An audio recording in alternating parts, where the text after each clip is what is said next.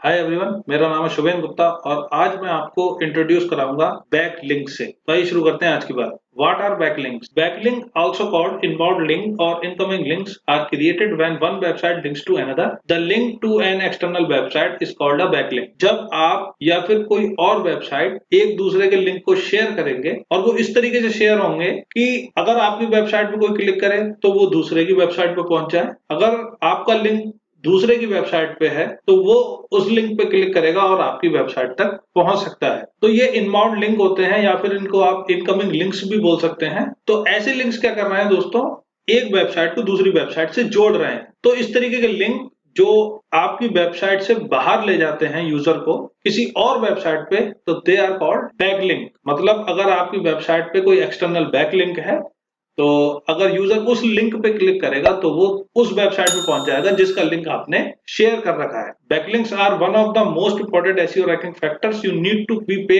Attention to if you want to grow your website traffic from Google. तो अगर आप Google से ये एक्सपेक्ट करते हैं कि आपके पास ज्यादा से ज्यादा ऑर्गेनिक ट्रैफिक आए तो दोस्तों बैकलिंक्स को आप इग्नोर नहीं कर सकते। ये ऑफ पेज एसईओ का सबसे ज्यादा इंपॉर्टेंट पार्ट है। मैंने इसके बारे में लास्ट ट्यूटोरियल में भी बात करी थी। और जब बैकलिंक्स आपकी वेबसाइट पे होते हैं, जरूरी ही नहीं है कि आपकी वेबसाइट पे 50-100 बैकलिंक्स हो, पर अगर आपकी वेबसाइट पे 5 क्वालिटी बैकलिंक्स भी हैं तब भी आपका ऑफ पेज एसईओ बहुत अच्छा होता है। बैकलिंक्स कैसे बनाते हैं वो सारी बातें मैं आपको आगे के ट्यूटोरियल्स में बताऊंगा। आज मैं केवल इंट्रोडक्शन तक ही सीमित रखूंगा इसी ट्यूटोरियल को। Backlinks build trust and popularity of A website. जो बैकलिंक्स होते हैं वो ट्रस्ट डेवलप करते हैं, पॉपुलैरिटी डेवलप करते हैं किसी भी वेबसाइट की।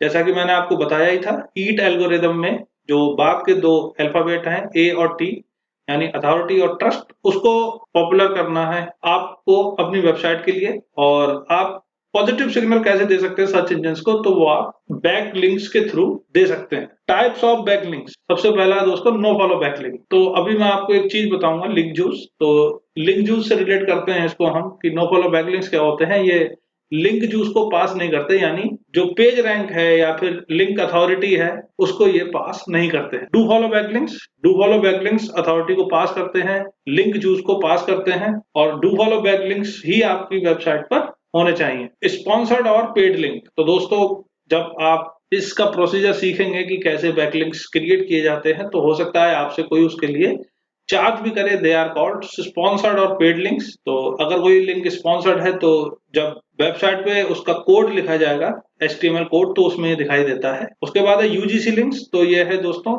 User generated content links. तो जिस तरीके से आप लोगों के ब्लॉग पोस्ट पे कमेंट करते हैं तो आपके जो ब्लॉग पोस्ट पे कमेंट है उसको कितने लोग लाइक्स करते हैं, उसको कमेंट भी करते हैं, रिप्लाई भी करते हैं, तो उस पर डिपेंड होता है ये। और ये काफी अच्छा लिंक माना जाता है बैकलिंक, यूजीसी लिंक। उसके बाद है दोस्तों हाई अथॉरिटी लिंक्स। तो जैसे डिजिटल पीआर वेबसाइट्स होती हैं, मैंने बताया था आपको कि आपको डिजिटल पीआर वेबसाइट से भी लिंक लेने हैं। जो मीडिया वेबसाइट्स हैं, जैसे मान लीजिए द टेलीग्राफ है, द हिंदू है, टाइम्स नाउ है, अगर आप यहाँ से लिंक लेने में सक्सेसफुल हो जाते हैं तो वो माना जाएगा दोस्तों हाई अथॉरिटी लिंक्स। क्योंकि जो मीडिया वेबसाइट्स होती हैं दोस्तों, उनकी जो डोमेन अथॉरिटी है वो बहुत ज्यादा होती है। नेक्स्ट ट्यूटोरियल में मैं डोमेन अथॉरिटी और पेज अथॉरिटी की बात करूंगा। तो हाई अथॉरिटी लिंक्स मतलब ऐसी वेबसाइट जिनकी अथॉरिटी पहले से ही बहुत ज्यादा है। अगर आप उनसे लिंक लेते हैं तो आप ऑफ पेज एसईओ को बहुत बढ़ा सकते हैं अपनी वेबसाइट के। अथॉरिटी वेबसाइट्स में काफी अच्छी वेबसाइट्स भी आ गई, जैसे विकीपीडिया आ गई या फिर अमेजोन आ गई। तो मतलब कुल मिला के बात यह है, जो वेबसाइट्स हैं वो हाई अथॉरिटी वेबसाइट्स हैं। उसके बाद है दोस्तों टॉक्सिक अननेचुरल लिंक्स। तो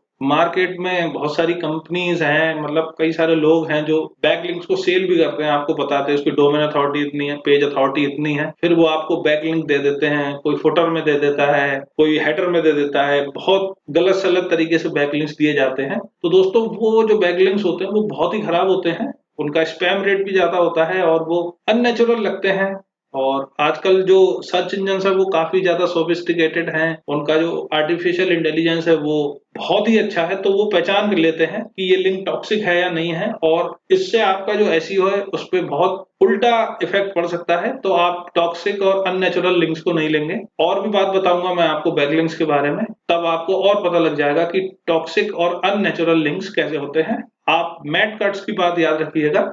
आपके जो लिंक हैं, जो भी बैकलिंक्स हैं, वो रियल होने चाहिए, रियल लगने नहीं चाहिए। और इससे फर्क नहीं पड़ता आपकी वेबसाइट पे 10,000 लिंक है, आपकी वेबसाइट पे 5 लिंक हैं, 10 बैक लिंक हैं, लेकिन वो हाई अथॉरिटी वेबसाइट के होने चाहिए। उसके बाद है दोस्तों एडिटोरियली प्लेस्ड लिंक। जो एडिटोरियली प्लेस्ड लिंक होता है दोस्तों, वो सबसे अच्छा लिंक माना जाता है सर्च इंजन की नजर में, और वो आपके एसईओ को बहुत ज्यादा एनहांस करता है।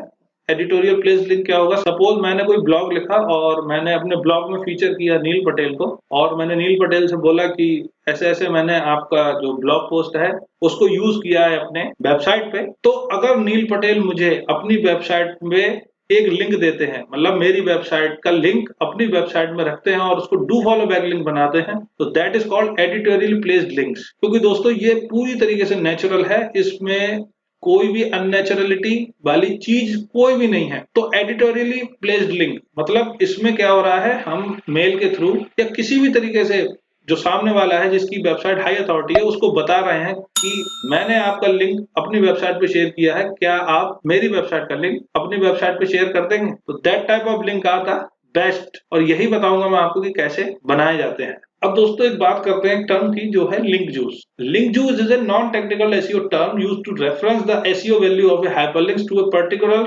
Website or web page. ये एक नॉन टेक्निकल टर्म है और इसको यूज किया जाता है दोस्तों एसईओ वैल्यूज के लिए। मतलब इसका रेफरेंस किस लिए दिया जाता है, एसईओ वैल्यूज के लिए दिया जाता है। तो दोस्तों आपको लेफ्ट हैंड पे एक इमेज दिख रही होगी और यहाँ पे दो वेब पेज हैं, एक पेज ए है और एक पेज बी है। पेज ए है वो जुड़ा हुआ है 4 एक्सटर्नल वेबसाइट से, जबकि जो पेज बी है वो जुड़ा हुआ है 3 एक्सटर्नल वेबसाइट से। तो पेज ए पे 4 वेबसाइट्स का लिंक जूस आ रहा है, जबकि पेज बी पे 3 वेबसाइट का लिंक जूस आ रहा है। तो दोस्तों जाहिर सी बात है पेज ए से ज्यादा लिंक जूस पास हो रहा है, यानी यहाँ पे एसईओ वैल्यू ज्यादा है और पेज बी पे एसईओ वैल्यू कम है। दोस्तों यहाँ जो लिंक आपको दिख रहे हैं एक्सटर्नल वेबसाइट्स के, वो सारे ही डू फॉलो बैक लिंक हैं। अगर नो फॉलो बैक लिंक होता दोस्तों तो लिंक जूस पास नहीं होता, यानी जो लिंक इक्विटी है या लिंक अथॉरिटी है वो पास नहीं होती। वैसे उसको पेज रैंक भी बोल देते हैं कभी कभी, आपको कुछ ब्लॉक्स में पेज रैंक भी मिलेगा।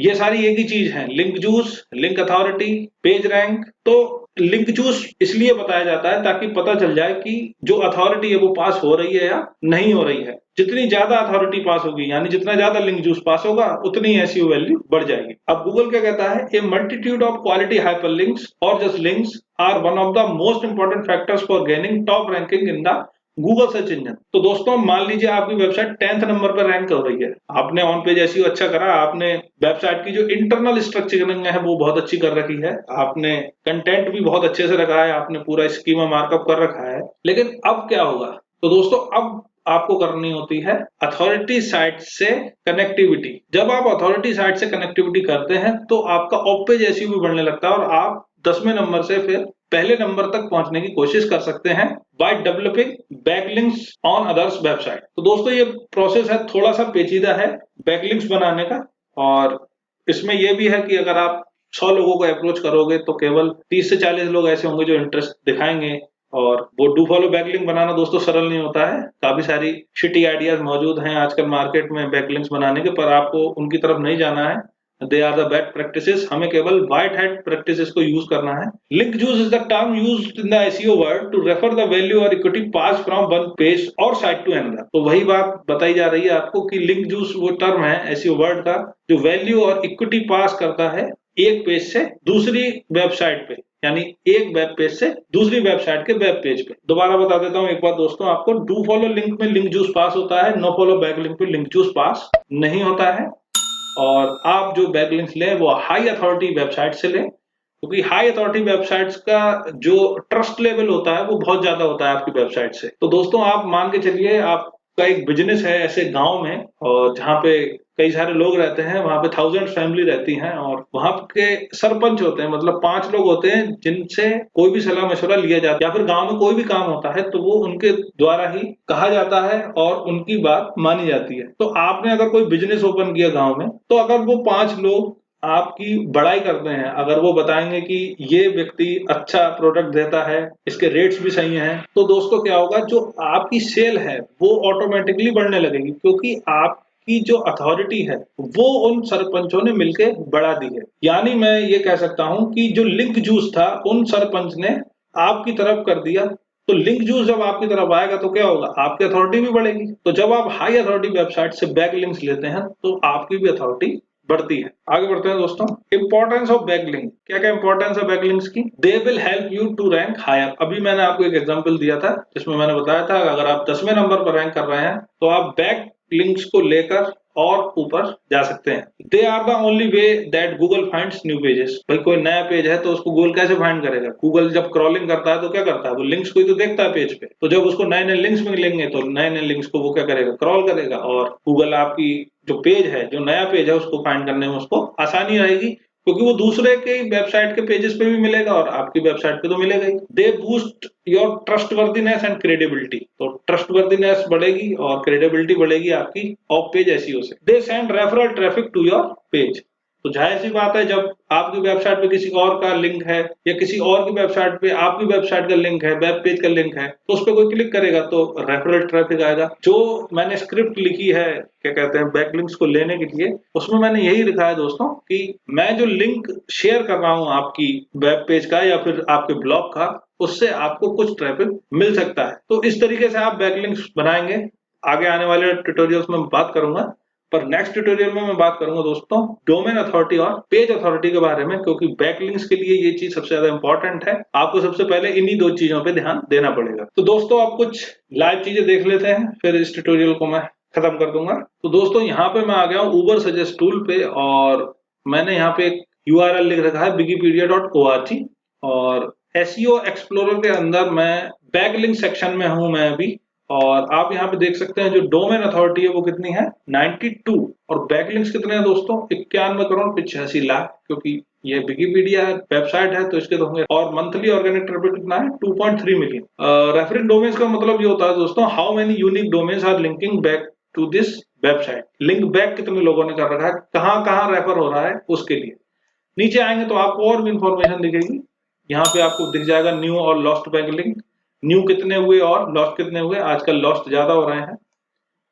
आप नीचे आएंगे तो referring domains by DA domain authority, इसी की बात करूंगा मैं अगले ट्यूटोरियल में। तो 1 से 10 के और 91 to 100, और बाकी आपको दिख जाएगा एंकर टेक्स्ट क्या यूज किया है, एंकर टेक्स्ट की भी बात करेंगे दोस्तों। और नीचे आपको बैकलिंक्स दिखेंगे जिस जिस वेबसाइट ने इनको बैकलिंक दे रखे हैं। तो ये सारी चीजें डिटेल में बताऊंगा मैं कि कैसे आप यहाँ से लीड ले सकते हैं बैकलिंक्स बनाने के लिए, उन सारी बातों को हम करेंगे। बाकी अगर आपको देखना है कि बैकलिंक्स कैसे दिखते हैं तो आप एक वेबसाइट ओपन कर लें कोई भी, जैसे मैं यहाँ पे लिख रहा हूँ बेस्ट क्रेडिट कार्ड, और कोई भी जैसे पैसाबाजार.com है, इसकी वेबसाइट को ओपन करते हैं तो ये ब्लॉग है, और यहाँ पे हम देखते हैं कि कोई बैकलिंक है या नहीं है। तो दोस्तों मैं प्रेस कर रहा हूँ Ctrl Shift और I, और दोस्तों मुझे यहाँ पे सर्च करना है Ctrl F के बाद नो फॉलो। तो यहाँ पे आपको दिखेगा ना REL नो फॉलो, ये नो फॉलो बैकलिंक है। जैसे यहाँ पे ये policybazaar.com है, मैं एक बार और दिखाता हूँ आपको सिलेक्शन से, ये जो दिखेगा आपको वो है नो फॉलो बैकलिंक। और डू फॉलो बैकलिंक कैसा होता है दोस्तों, तो वो भी देख लेते हैं अभी हम। कोई और इसमें कोई एंकर टेक्स्ट होगा तो उसके लिए देख सकते हैं हम। जैसे दोस्तों यहाँ पे ये एक एंकर टेक्स्ट है तो इसके बारे में देखते हैं। तो ये आपको दिख रहा होगा दोस्तों Ahref, और यहाँ नो फॉलो नहीं है, तो ये एक डू फॉलो बैक लिंक है। तो इस तरीके से आप देख सकते हैं। वैसे आपको इसमें जानने की जरूरत नहीं है, क्योंकि ये काम आप बार बार नहीं कर सकते, तो आप किसी टूल की हेल्प लेंगे और वहां से आपको जो इनिशियल्स मिलेंगे आप उनपे काम करेंगे, एज लाइक उबर सजेस्ट टूल। और वैसे काफी सारे बैकलिंक्स के लिए टूल्स हैं, जैसे SEMrush है, Ahref है, कई सारे हैं, आप उनका यूज कर सकते हैं। तो मैं उबर सजेस्ट को यूज करता हूँ और उसी के बारे में बात करेंगे आगे आने वाले ट्यूटोरियल्स में। इसी के साथ दोस्तों मैं आज की बात खत्म करता हूँ।